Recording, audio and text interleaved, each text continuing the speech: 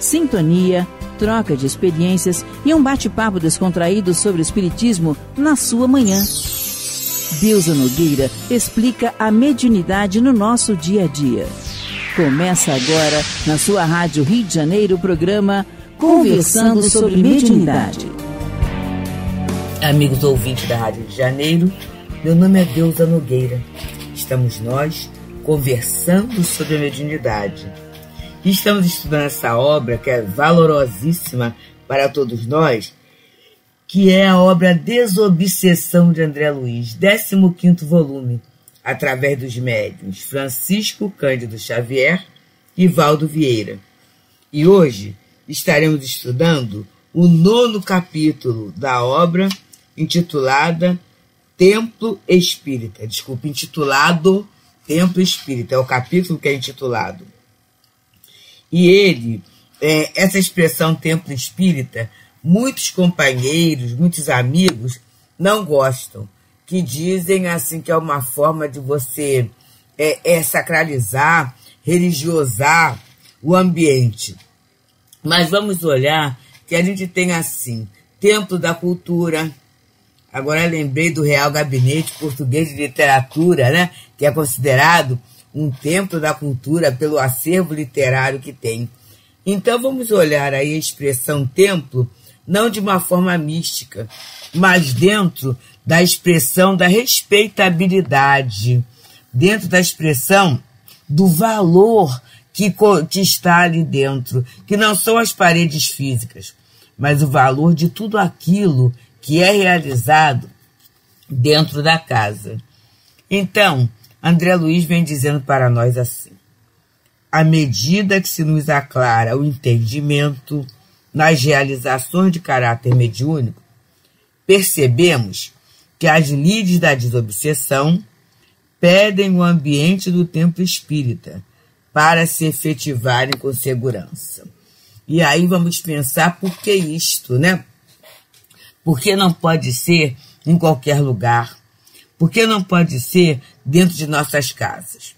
Na verdade, é uma tarefa de enfermagem espiritual. E nós podemos bem observar que ninguém fará uma cirurgia em qualquer lugar, né? No meio da rua, ou dentro de uma casa, numa cozinha. Não dá. Por quê? Há risco tanto para o paciente que vai ser operado, como para o próprio ambiente, a contaminação, né, a dificuldade no ambiente próprio. Por mais exímio que seja o cirurgião e a equipe, mas a dificuldade será muito grande, a não ser numa grande emergência. E aí vamos olhar, meus amigos, a lide da desobsessão como um trabalho de enfermagem, de cura, de cicatrização de feridas morais muito sérias, de encaminhamento de problemáticas psíquicas seríssimas. Então vamos pensar na casa espírita, né, como o local adequado para esse tipo de tratamento, de atendimento, que é feito através dos médiuns, pelos espíritos. Vamos pensar que o trabalho não é do médium. O médium, ele é um instrumento, ele faz parte da equipe, mas o trabalho não é dele. Porque muitas situações há o pensamento de que tendo um bom médium, um médium seguro, um médium experimentado, um médium ostensivo, a gente pode fazer o trabalho. Isso leva, meus amigos, muitas pessoas a caírem, vamos colocar aqui nessa armadilha. E quando eu falo armadilha, não é da maldade, não é da ignorância. Por não entendermos o processo e o projeto, as coisas começam a ser feitas atropeladamente, atabalhoadamente, de qualquer maneira. Muitas vezes até para dizer, eu participo dessa tarefa, eu faço essa tarefa. Só que o trabalho não é nosso. E a gente sempre diz, né, quando o Evangelho, repetindo o Evangelho, que ele diz, bom médium é aquele que é simpático aos bons espíritos e só dele recebe assistência. A gente muitas vezes fica um tanto fascinado dentro do nosso conceito de bondade. Então a gente se acha muito bom, a gente se acha muito capaz, não é? A gente se acha muito suficiente para a realização de uma tarefa, muitas vezes porque fazemos outras. Ah, mas eu sou muito bom porque eu faço trabalho social. Eu sou muito bom porque tenho uma literatura, uma leitura muito vasta, né? Tenho uma cultura espírita muito vasta. Mas vamos observar o nosso trato com as pessoas, porque muitas vezes a gente só sabe mandar, a gente não sabe obedecer. Muitas vezes o próprio trabalho que se realiza em alguma área, ele é motivo de vaidade para a gente, de citação, esquecendo aquela expressão de Jesus, não saiba a vossa mão esquerda o que dê a mão direita, a gente acaba, muitas vezes, tendo no trabalho um meio de autopromoção. E aí aquela caridade ardente, aquele amai-vos uns aos outros, aquele sentimento de igualdade e fraternidade, ele vai passando longe da gente, embora isso não invalide toda a tarefa realizada. Mas eu estou falando quando a gente muitas vezes alega esses procedimentos, esse comportamento, para dizer que a gente está pronto para a tarefa e que a gente tem competência de realizá-la sozinhos, né? E aí, a casa espírita é aquele ambiente preparado, gente, especialmente preparado para esse tipo de socorro, para esse tipo de enfermagem. Vamos pensar que é uma casa que se séria, baseada nos tons da honestidade, os mentores, os trabalhadores espirituais passeiam por ali constantemente. Existem trabalhos que são realizados na casa espírita na hora que nós não estamos. E que os espíritos estão ali aproveitando aquele espaço. A obra de André Luiz, toda a obra ela é clássica, né? Ela é célebre em contar os espíritos indo se alojar mesmo, se alojar. Espírito de caravana, que vem de outras colônias espirituais, procurarem aquela casa espírita para se alojarem. E a partir dali, terem o plano, terem os trabalhos para fazer. E muito interessante que sendo recebidos por quê? Por quem? Pelos diretores espirituais, pelos trabalhadores espirituais daquela instituição. Então a gente já começa a ver a casa espírita sobre esse aspecto como um ponto de referência dos amigos espirituais. É um ponto de referência, é um ponto de luz, é um ponto de trabalho.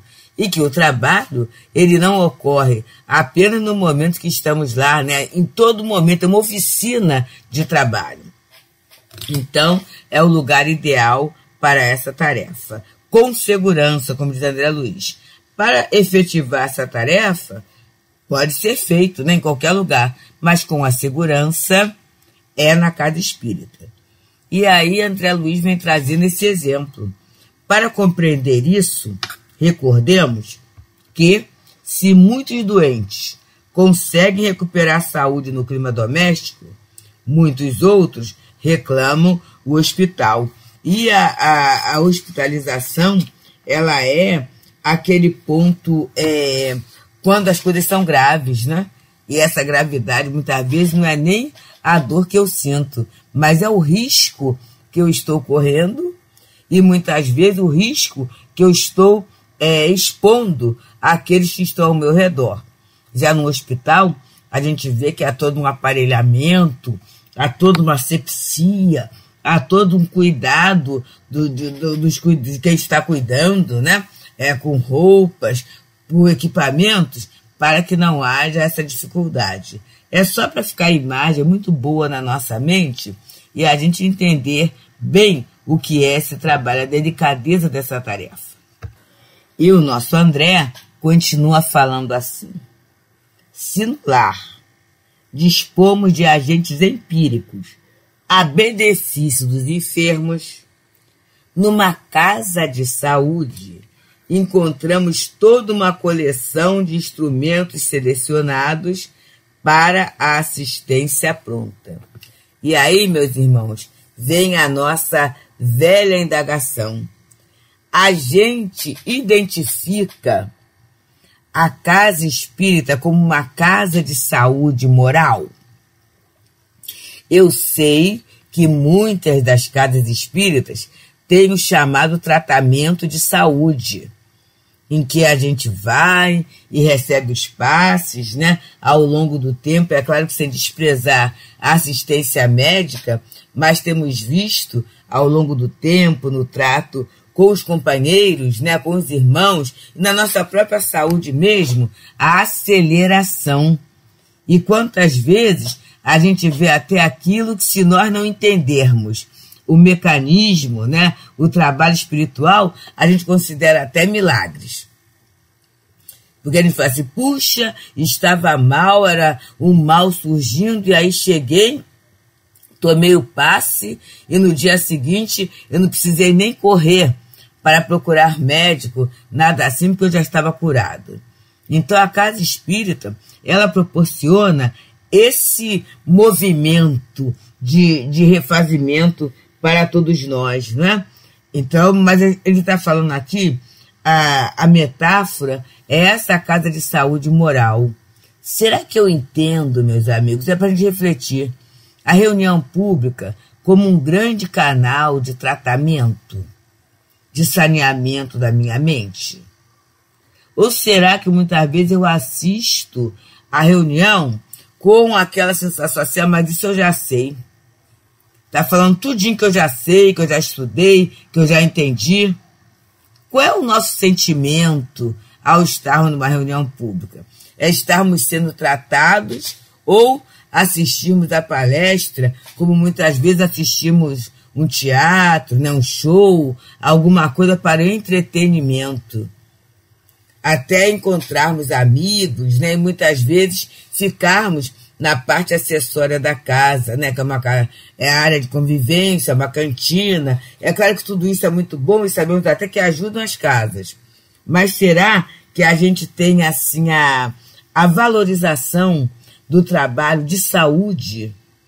E não só para essa vida de saúde espiritual que a casa espírita vem proporcionando para todos nós.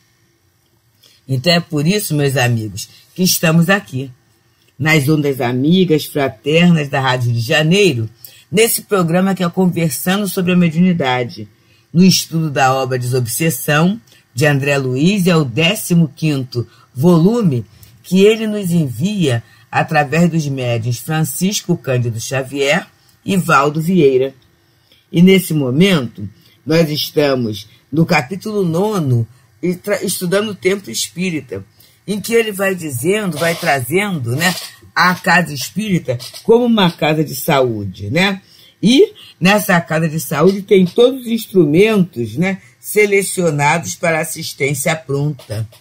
Porque aqueles espíritos que são trazidos para serem atendidos, eles já foram, assim, a anamnese, né, o trabalho, a preparação foi toda feita pelos amigos espirituais. Já existe um plano de atendimento traçado, que é claro que nem sempre é cumprido rigidamente, porque vai esbarrar com o livre-arbítrio, né?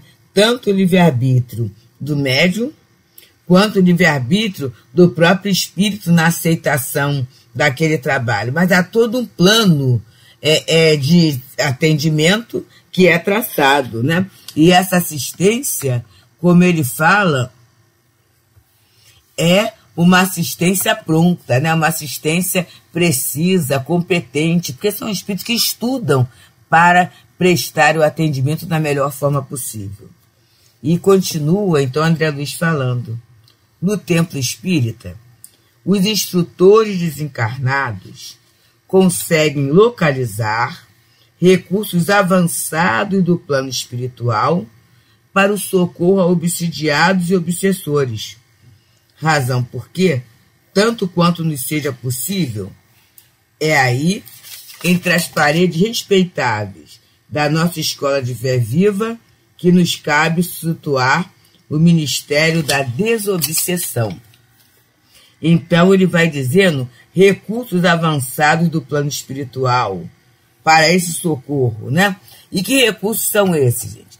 É o recurso da prece superior, é a manipulação fluídica, é muitas vezes, e aí nos lembramos de uma página que está no livro Vozes do Grande Além. Perdoe, meus amigos, não é Vozes do Grande Além, não.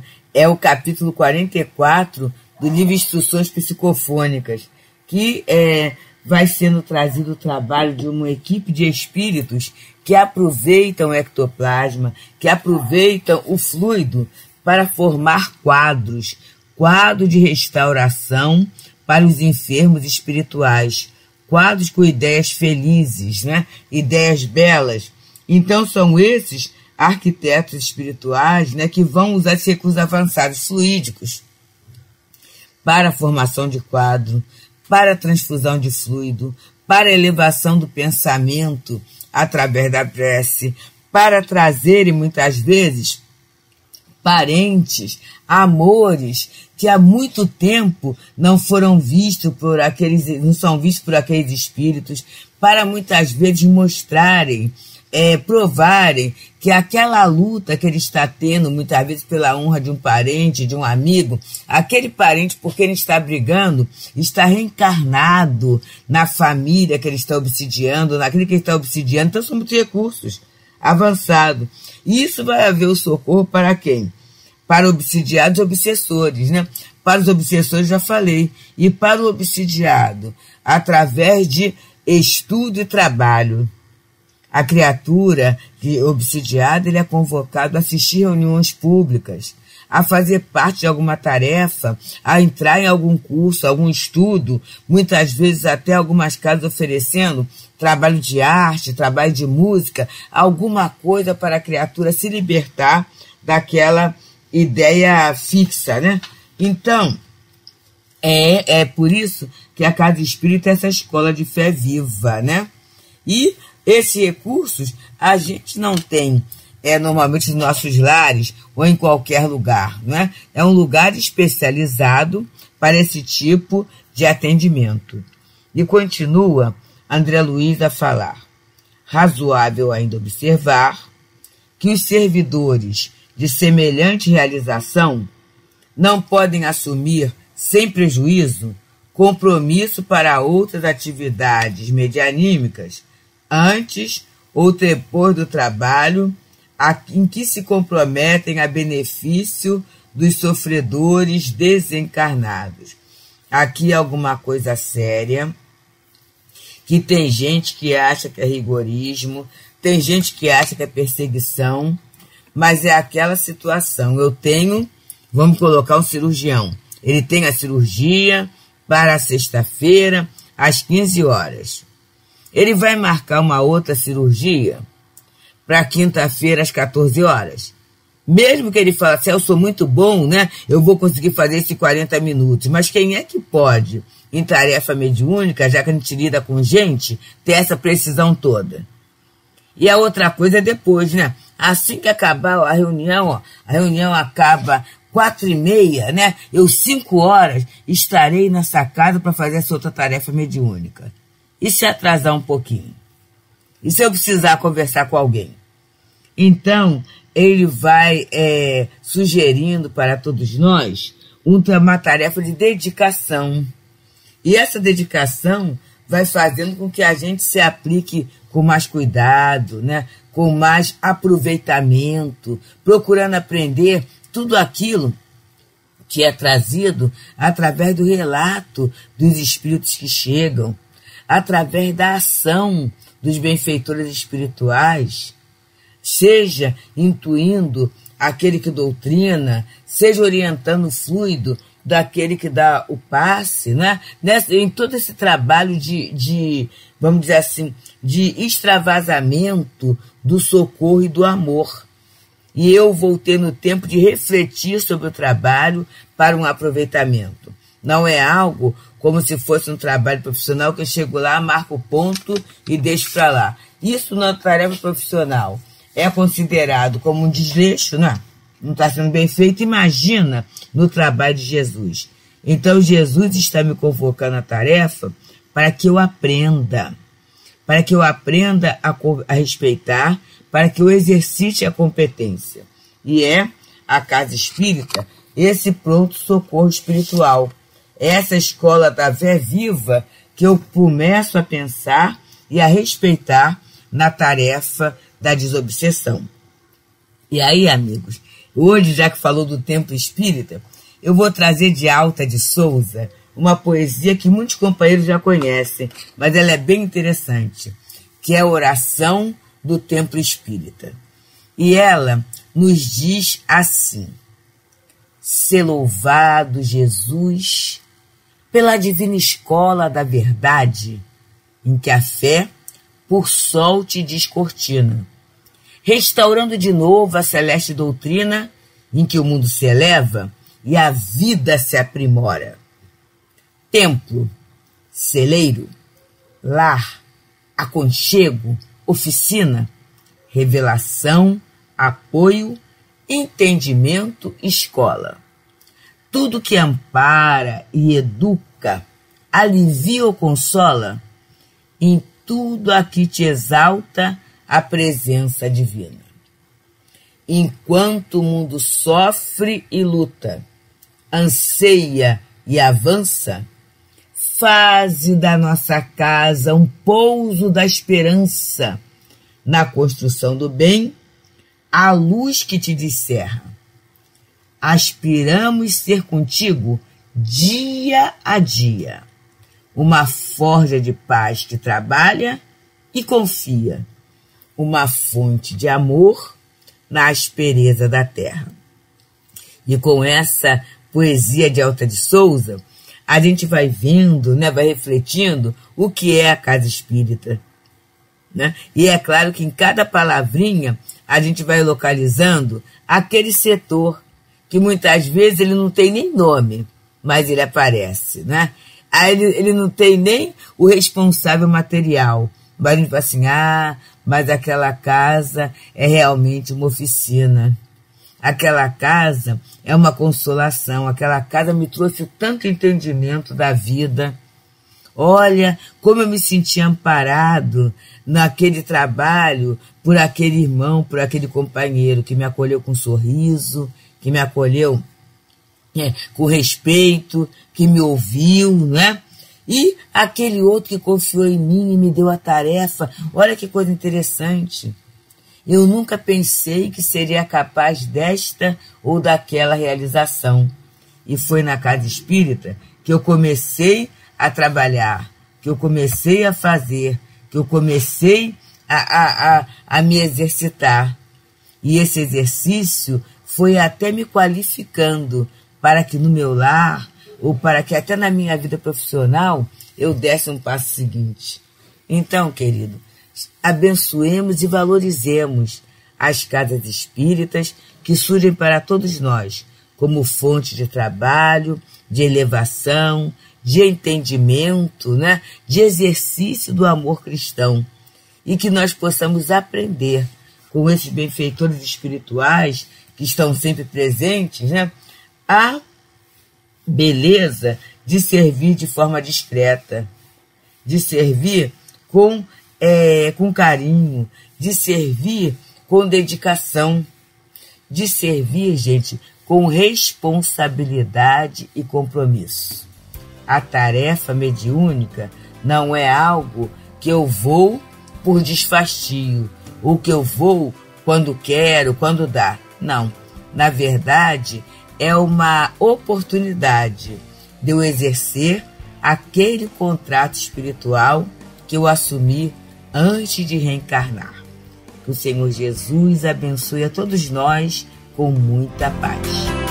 Deusa Nogueira explica a mediunidade no nosso dia a dia.